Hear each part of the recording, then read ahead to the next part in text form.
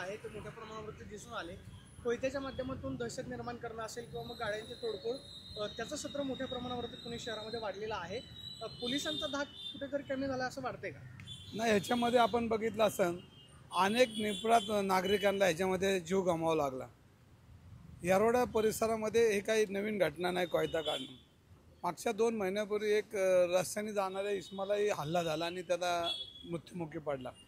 ही नवीन घटना नाही. आणि आपण बघितलं असेल की आता सत्ताधारी लोकच गुन्हेगार झालेत आणि त्यामुळं सत्तेतल्या लोकांचं आकर्षण हे नवीन नवीन गुन्हेगारांना ते आकर्षित होत आहेत.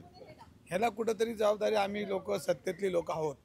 आणि ह्याच्यामध्ये आपण बघितलं असेल की आज महाराष्ट्रामध्ये काही परिस्थिती जी परिस्थिती ही गुन्हेगारांनी व्यापलेली परिस्थिती नाही. हे सगळे गुन्हेगार हे सत्ताधारी लोकांच्या जवळ असल्यामुळं हे गुन्हेगारांना ही गुन्हेगारी करायला वाव मिळतो. याचा अर्थ आहे की आज पुणे शहरामध्ये विद्येचं माहेरघर आणि विद्येच्या माहेरघराचं नाव पुसण्याचं काम आता दिसतंय.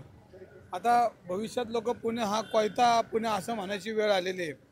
आणि याला पुणे पोलीस आयुक्तांनी याच्यावर लक्ष घातलं पाहिजे, जेणेकरून पोलिसांना मी मागच्या आठवड्यात मी म्हणतो की पोलिसांना मनुष्यबळ वाढवलं पाहिजे, सुविधा वाढवल्या पाहिजेत आणि गुन्हेगारांना शासन झालं पाहिजे.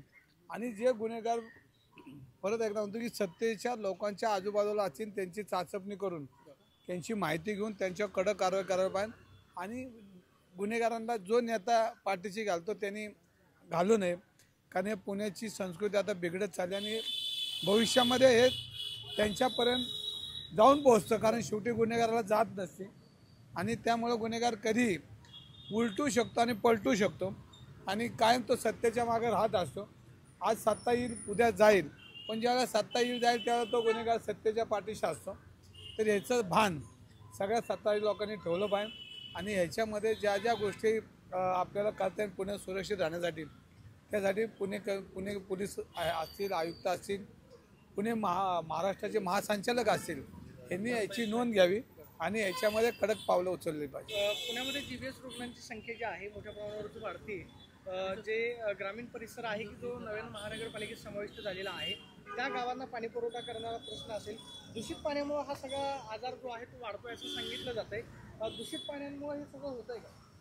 ह्याच्यामध्ये आपण बघितलं असेल तर पुणे शहरामध्ये ज्या पद्धतीने पाणी पुरवठा होतो, पूर्वी पुणे शहराला पूर्णपणे पाणी पुरवठा होत होता. आज आपण ज्या भागामध्ये ह्या पॅटर्नमध्ये बी पाणी नाही आहे. आणि जो पाणी पुरवठ्यामधनं येतो की त्या दूषित पाणी येतं, ही वस्तू ती खरी आहे. कारण गाळ मिश्रित पाणी आल्यामुळे हे सगळे आजार घडले जातात. ते आत्ता नवीन जो काय आत्ता आजार आला आपण म्हणला DBS, तर हे नुसतंच आता आम्ही वर्तमानपत्रात ऐकतोय की ही सुविधा केली, ती सुविधा केली आणि नेत्यांचे फोटो बघतोय. तर याच्या पद्धतीने प्रॉपर ते काम केलं पाहिजे. हा आजारच का घडला ह्याची कारणं पहिली ह्या सत्ताधारी लोकांनी दिली पाहिजे.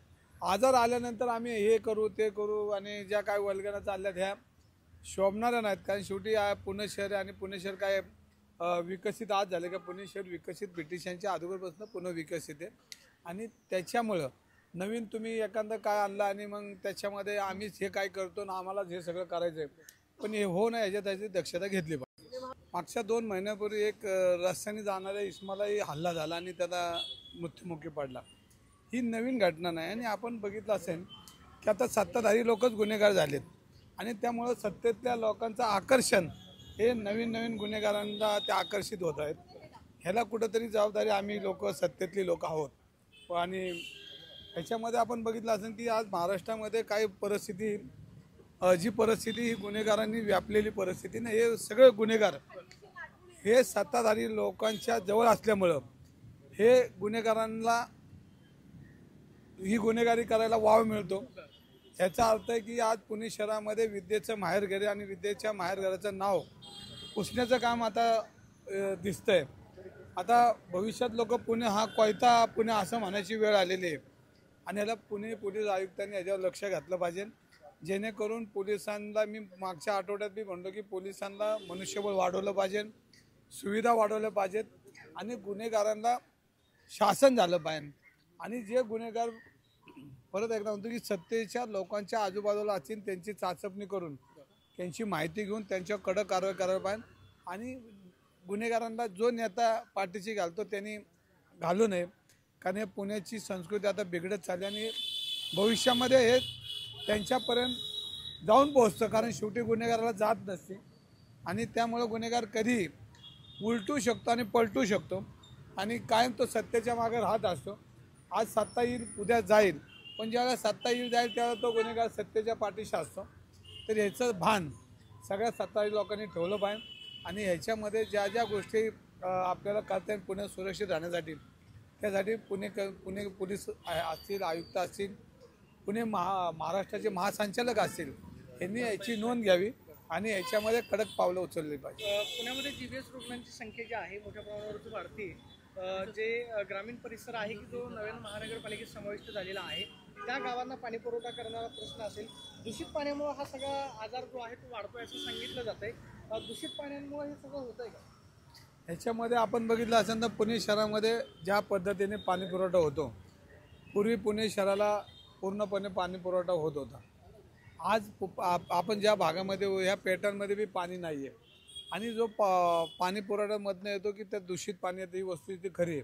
कारण गाळ मिश्रित पाणी आल्यामुळे हे सगळे आजार घडले जातात. ते आता नवीन जो काय आता आजार आला आपण म्हणला DBS, तर हे नुसतंच आता आम्ही वर्तमानपत्रात ऐकतोय की ही सुविधा केली, ती सुविधा केली आणि नेत्यांचे फोटो बघतोय. तर याच्या पद्धतीने प्रॉपर ते काम केलं पाहिजे. हा आजारच का घडला ह्याची कारणं पहिली ह्या सत्ताधारी लोकांनी दिली पाहिजे. आजार आल्यानंतर आम्ही हे करू ते करू आणि ज्या काय वल्गना चालल्यात ह्या शोभणाऱ्या नाहीत. कारण शेवटी पुणे शहर आणि पुणे शहर काय विकसित आज झाले का? पुणे शहर विकसित ब्रिटिशांच्या अगोदरपासून पुणे विकसित आहे आणि त्याच्यामुळं नवीन तुम्ही एखादं काय आणलं आणि मग त्याच्यामध्ये आम्हीच हे काय करतो ना आम्हालाच हे सगळं करायचं आहे, पण हे हो ना याच्यात त्याची दक्षता घेतली पाहिजे. महापालिका कमी पडते असं काही आजार लोकांना असं वाटतं. वस्तुस्थिती खरी आहे. पुणे महानगरपालिकेचा कारभार आपण बघितला तर भ्रष्टाचाराचं कुंपण त्या ठिकाणी चरतंय आणि याच्यामध्ये आपण बघितलं ना आरोग्य खाते असेल आणि आता तुम्ही बघितलं असेल, मी आयुक्तांना भेटणारच आहे. ज्या पद्धतीनं ह्या बजेट आणि ज्या पद्धतीनं पुणे शहरामध्ये कामकाज चाललं आहे, हे कामकाज काय सत्ताधाऱ्यांनी ज्या पद्धतीने वाटून घेऊन जे कामं चालली त्याच्यामुळे पुणे शहराचं वाटोळं झालेलं आपण बघतोय. जी कामं व्हायची होती त्याचे झालेली नाहीत. अनेक प्रकारे आपण जर नजर टाकली तर ह्याच्यामध्ये नेत्यांनी वेढलेली महानगरपालिका आणि वाटून घोटून सगळं चाललेलं आहे. पुणेकरांना याचा काही फायदा होत नाही, ही वस्तुस्थिती खरी आहे. पण आता याच्यामध्ये मी आयुक्तांना पुढल्या आठवड्यात भेटणार. दूषित पाण्यामुळे हा रोग पसरतो असं म्हटलं जातं, पण टँकरनं पाणी पुरवठा स्वच्छ करणं अपेक्षित असताना नांदेड गावातल्या भागांमध्ये टँकरनं स्वच्छ पाणी पुरवलं जातं. सुरक्षा नाही आहे, महत्वाचं म्हणजे पाणी दिलं जातं. याच्यामध्ये आपण बघितलं असेल तर पुणे शहरामध्ये जो पाणी पुरवठा होतो तो ज्या पद्धतीने होतो ती पद्धत आता पुन्हा वाढलेली आहे, उपनगर वाढलेले आहेत आणि पुणे शहराच्या पाण्याची जी 12 TMC 14 TMC काय ते पुण्याला पाणी देत होतं, हे पाणी पुरतच नाही आहे आणि पाणी पुरल्यामुळे ही प्रशासनाची धावपळ होते आणि या धावपळीमध्ये मग टाक्या स्वच्छ होत नाहीत, बाकीच्या गोष्टी आहेत. आज आपल्याला पुणे शहराच्या परिघामध्ये जवळजवळ 40 किलोमीटर परिघामध्ये पाणी द्यावं लागतं आणि या पाण्यामध्ये दमछाक होती. कुठे त्या 24/7च्या योजना दिसत नाहीत, त्या फक्त टेंडरमध्ये दिसल्या आणि नंतर त्या कुठं गेल्या आणि कुणी त्याचं बजेट केलं ते तुम्हालाही माहिती आहे, मलाही माहिती आहे. पण आज पुणेकरांना 24/7 नाही, 7 मिनटं पाणी मिळत नाही. तर 24/7 पाणी कधी मिळणार? आणि या पाण्याच्या ज्या चुकीच्या पद्धतीचं वाटप आहे त्याच्यामुळे हे सगळे दूषित रोग चालू होतात. कारण गाळ मिश्रितच पाणी पुण्याला प्यावं लागतं.